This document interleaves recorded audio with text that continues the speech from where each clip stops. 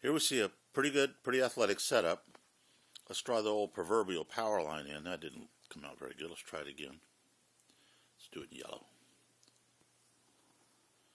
That's the line we want him to move into as he rotates towards the golf ball.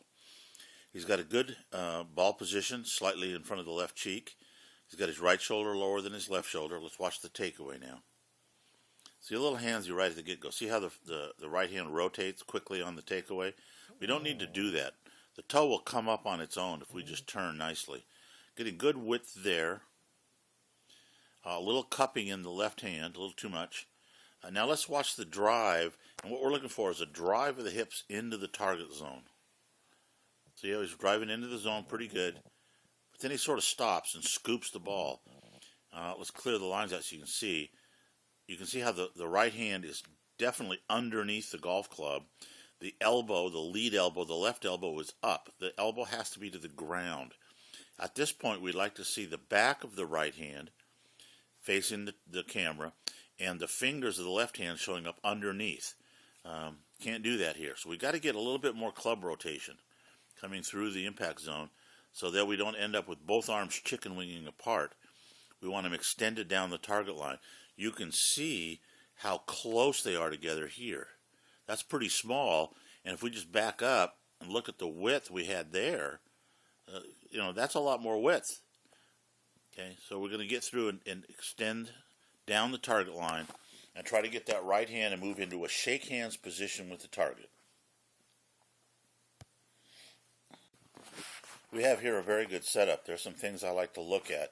I like to see that the spine is going up towards 1 o'clock. Very nice. I also like to notice that the insides of the arms hang down just over the toes. Very nice setup.